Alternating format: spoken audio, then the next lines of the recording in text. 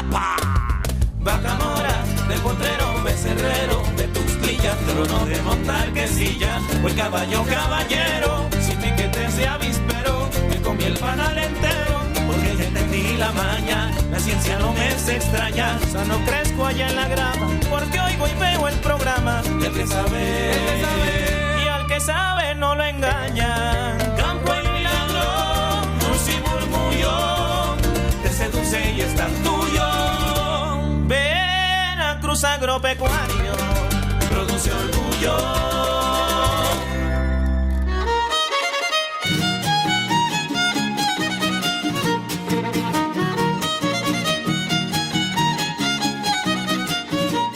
Mi nombre es Javier Argüelles Solarte, estamos aquí en la localidad de Ojital Santa María. Estamos en una huerta orgánica, la cual hemos desarrollado por más de 3 años que iniciamos con este proceso. Venimos de una familia campesina, donde siempre nos hemos dedicado a la agricultura.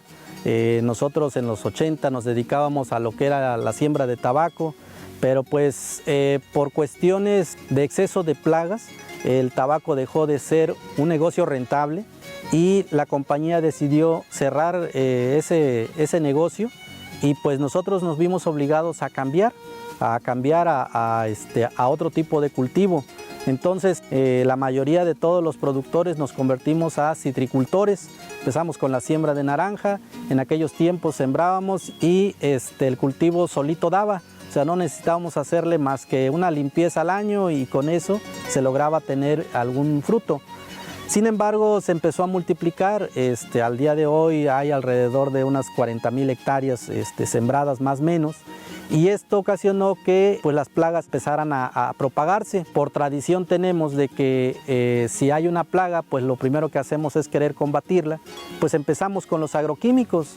Algo que nos sucedió, bueno, que a falta de asesoría, pues nosotros veíamos una plaga y íbamos a comprar algún agroquímico y preguntábamos con cuál lo matábamos, y que comprábamos eso y lo aplicábamos. En esa tendencia nos fuimos hasta lograr que en los últimos años pues se nos ha infestado la mayoría de los cítricos y la producción ha decaído muchísimo. Ahorita andamos alrededor de 10 toneladas por hectárea en promedio, cuando en los lugares donde llevan un trabajo con asesoría y con acompañamiento, pues están alrededor de 30 a 40 toneladas, ¿no? Entonces hay una gran diferencia.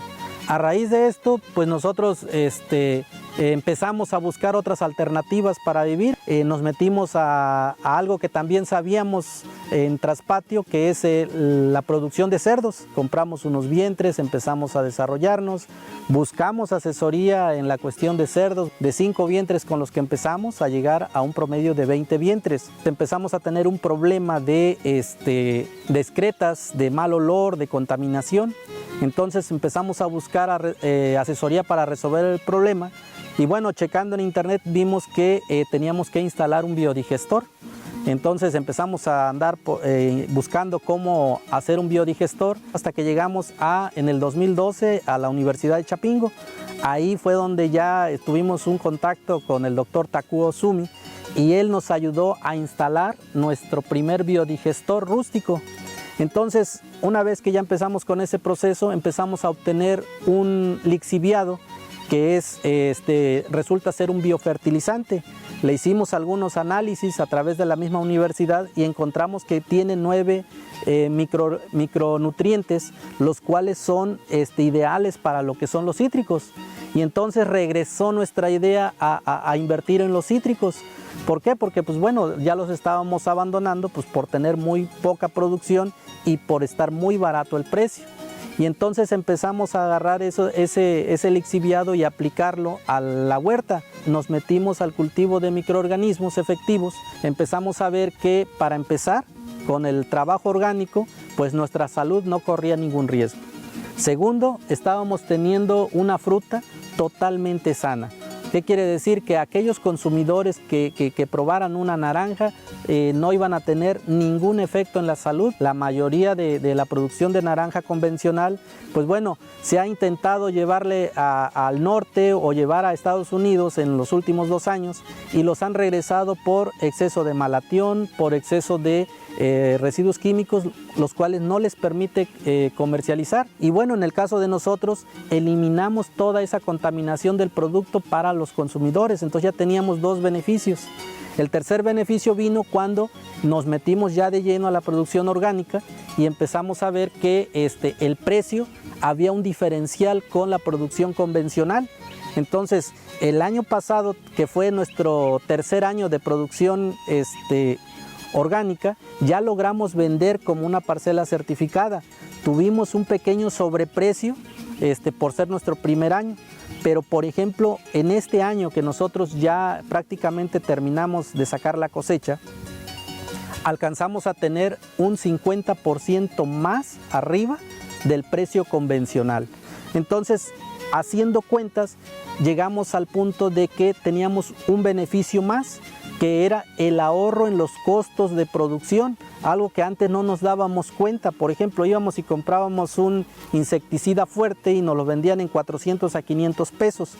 Hoy en día, por ejemplo, nosotros producimos nuestros insecticidas biofertilizantes y el más caro nos sale a 10 pesos el litro por los costos con lo que producimos. Antes en esta parcela ustedes veían solamente suelo y piedras, porque por tradición nosotros sabíamos y nos habían enseñado nuestros padres que una parcela debería de estar limpia, y limpia significaba que no debería de haber vegetación.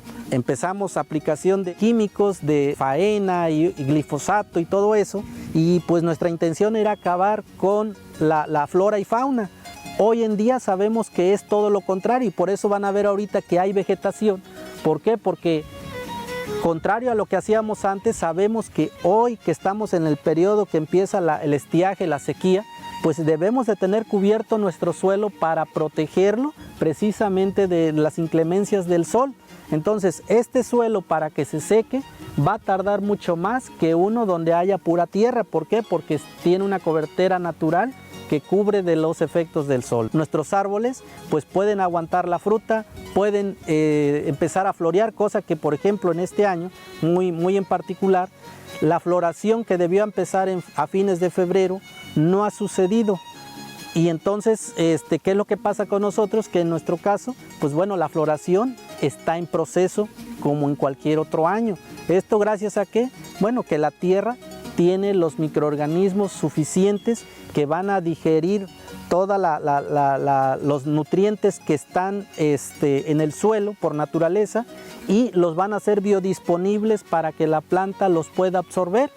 Y queremos invitar a todos los compañeros productores que pierdan ese miedo de la conversión orgánica, que lo único es regresar a lo que hacían nuestros antepasados, a empezar a meter la mano otra vez a la agricultura, o sea, empezar a formar todo lo que es el proceso de desarrollo del cultivo con nuestras manos, con todo lo que tenemos aquí mismo hay, todos los nutrientes, solo hay que prepararlo y regresárselo a la planta.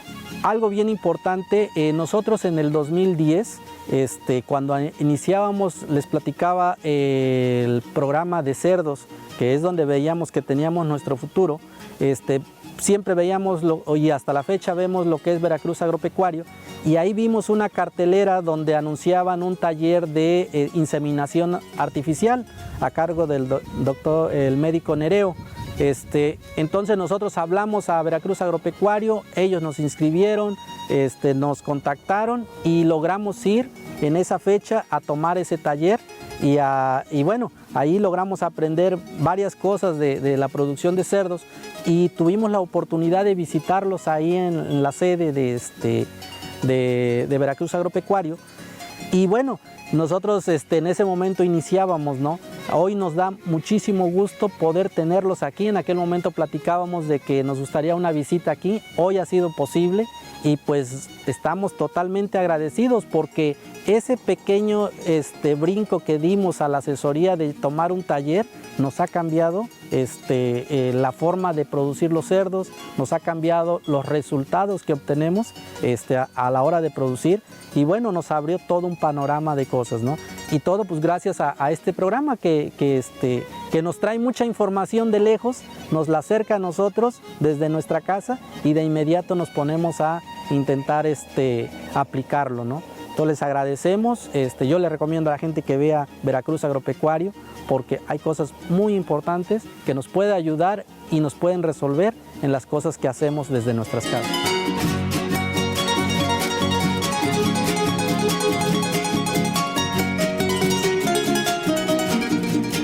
Cuando el marinero viene a Cruz Agropecuario, produce orgullo.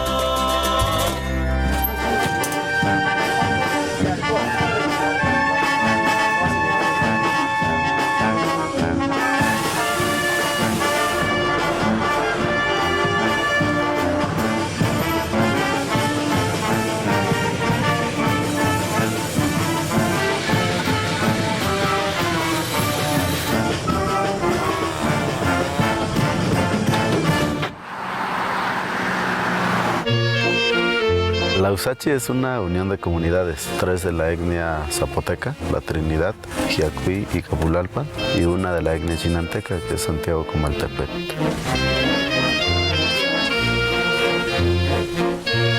USACHI, en sus siglas, es Unión de Comunidades Forestales Zapotecos Chinantecos de la Sierra Juárez. Esto se creó con la finalidad de organizarnos y adjudicarnos la parte técnica forestal.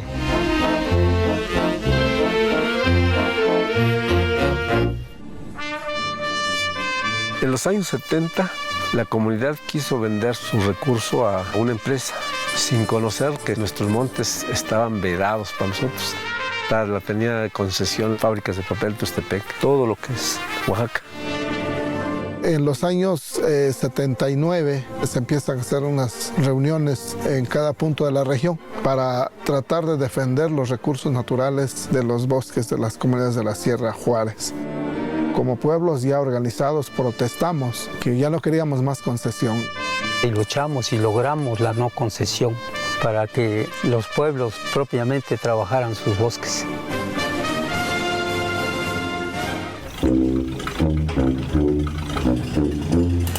En la etapa de concesiones, todo el personal operativo, administrativo y técnico pues, era de la empresa más no de las comunidades. Todo lo que nosotros tratamos de hacer a partir de 1989 que se funda la organización fue fortalecer las capacidades técnicas comunitarias.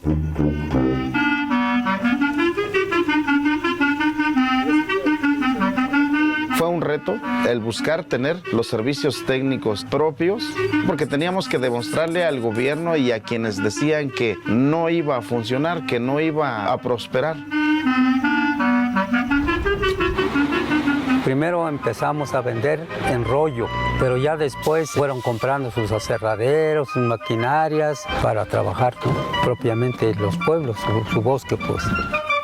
Integramos todas las actividades que se requiere del bosque, ¿no? Desde el derribo, después de derribar los pinos, pues preparar para la siembra, y viene del vivero que nosotros lo hicimos, pues, ¿no? Después de esto, pues hacer muy bien las limpias en base al programa forestal, estar vigilando que desarrolle el pino como tal, y de ahí pues se hace tabla, de la tabla hacia los muebles.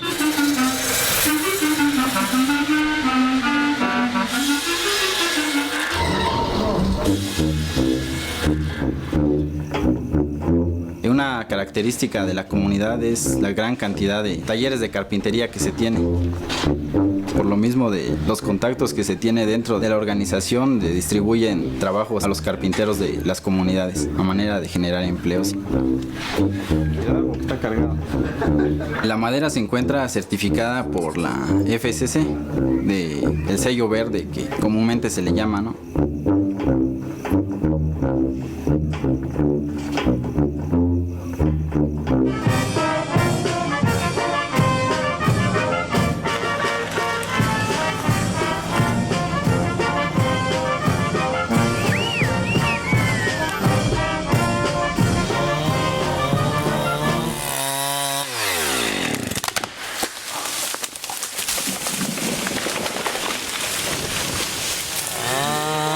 cuando se empieza con el primer programa de manejo, pues se veía así como impactante donde se estaban haciendo los tratamientos, las parcelas. Yo mismo, siendo muy chamaco, digo, no estaba tan de acuerdo de cómo se estaban llevando las cosas porque decía, nos vamos a acabar los bosques. Hoy, como la USACHI, nos hemos dado cuenta y con demostración de los trabajos en campo, que no es no tocar los bosques, sino es saberlos manejar teniendo estudios, monitoreos constantes, ¿no? Cada año estamos tomando datos para saber qué función desempeña cada pedazo del bosque y qué es lo que como ser humano le podemos hacer para su conservación. Anteriormente nuestros terrenos estaban deforestados, hoy los que eran terrenos de cultivo donde se le echaba lumbre al bosque, pues hoy es bosque pues ya alto, ¿no? Nuestros bosques son bosques certificados por ese buen manejo, ¿no? Hoy nos damos cuenta que la fauna se ha incrementado y eso es lo que me da gusto hablar de esta parte, ¿no? Anteriormente no veíamos el venado pasearse por aquí en las comunidades, hoy vemos que hasta en las comunidades llegan los venados, ¿no? Por eso dejamos los corredores biológicos que le llamamos, porque esa parte va a ser su área de estas especies, ¿no? De la fauna. Hay venado, hay jabalí, hay tejón, hay zorra, hay tepezcuincle, hay puma también.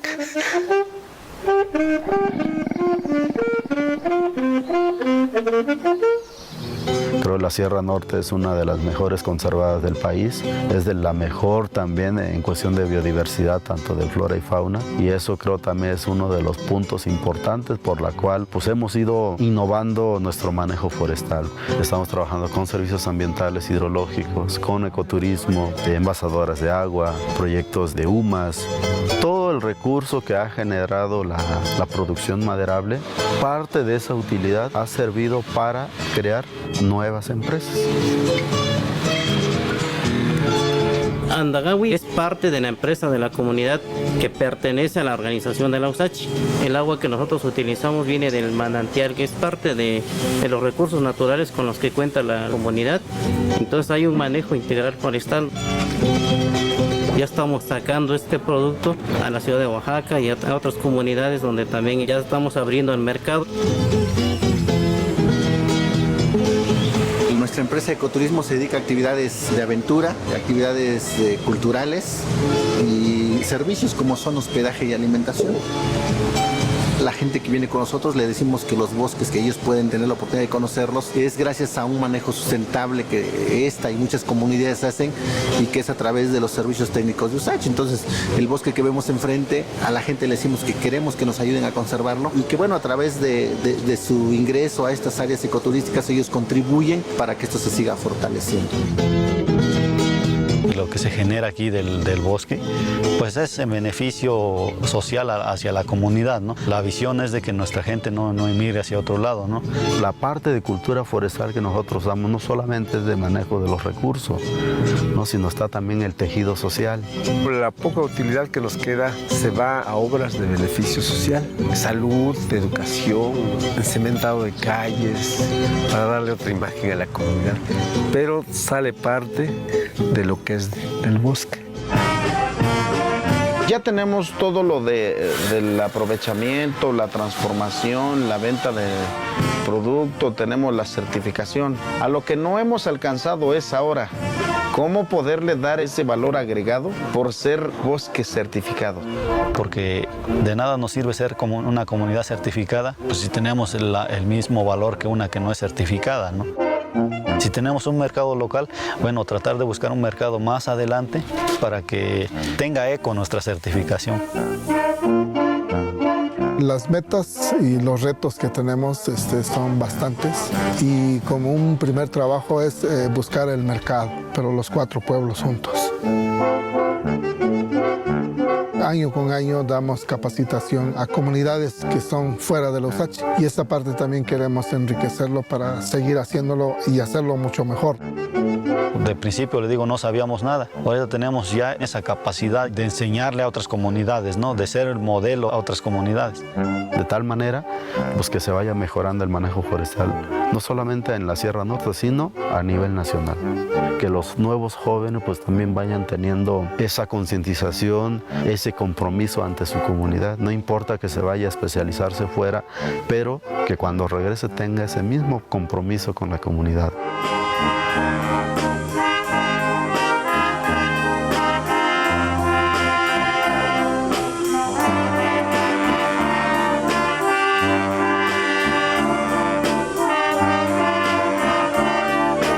Una de las metas es que todo comunero que viva en nuestras comunidades tenga la mejor calidad de vida, en la salud, en lo económico, en la parte de formación profesional y en la parte de estos recursos naturales.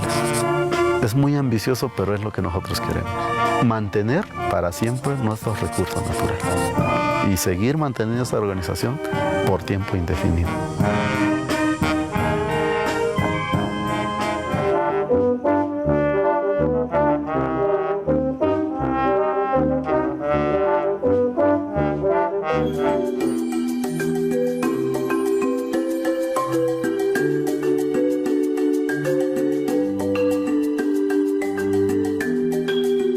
Mi nombre es Óscar Espino Contreras, director del Museo de las Orquídeas de Coatepec. Nos encontramos en pleno centro de nuestro pueblo mágico. El Museo de las Orquídeas es el primer museo en todo el país, tiene una de las colecciones más importantes de Latinoamérica, tenemos un acervo de alrededor de 5,000 especies. Esta colección la inicia el doctor Isaías Contreras, quien era un apasionado por cultivar y conservar estas especies. Esta es su colección y este es parte del legado que deja a Coatepec y a todo el país de la importancia de conservar estas especies y de seguirlas cultivando. El doctor Isaías Contreras Juárez era un hombre extraordinario, gran amante y apasionado de cultivar estas especies. Tuvo a lo largo de su trayectoria más de 40 años dedicado al cultivo y la conservación de las orquídeas. Tuvo muchos reconocimientos, pero sobre todo la fascinación por estas especies viene desde el primer contacto que tuvo con las orquídeas, precisamente en una zona arqueológica de Veracruz, en Quiahuistlan, es donde él cultiva su primera orquídea y en donde empieza esta historia a lo largo del tiempo, su fascinación por compartir el gusto por las orquídeas, el enseñarle a la gente cómo sembrarlas, cómo tener un mejor cultivo y sobre todo el hacer tareas y actividades enfocadas a conservar estas especies son la parte medular, la parte más importante de todo el legado que deja en el mundo de la orquideoflora mexicana. En este acervo del museo podemos tener especies de las Islas Borneo, de Australia, de Vietnam, de diferentes partes del mundo, que no solamente las especies mexicanas, sino también esas especies vienen a complementar este gran acervo. Fue el fundador del Orquidario Coatepec, que es la primera UMA que hubo en un espacio público en Veracruz, que lo tenemos en el Parque Hidalgo. Y todo este trabajo además vino a impulsar un atractivo turístico simbólico de Coatepec como pueblo mágico, que son las orquídeas, y que junto con el café se han convertido en un ícono para el turismo nacional e internacional. Somos un ejemplo de conservación no solo por la UMA del parque y por este museo, sino por el gran arraigo que existe en Coatepec sobre cómo cultivar las especies, cómo seguirlas conservando, y esto es parte del gran legado de Isaías Contreras. El endemismo quiere decir que solamente en una zona geográfica del planeta existe esa especie, de ahí la importancia de estas especies, pero también la importancia de conservarlas porque son las más vulnerables a su desaparición. En nuestro país tenemos alrededor de 1,200 especies de orquídeas de las 25,000 que hay en el mundo. También es muy importante no fomentar el comercio ilegal de vida silvestre y particularmente de las orquídeas, porque ese es uno de los factores que alienta a la desaparición de estas especies.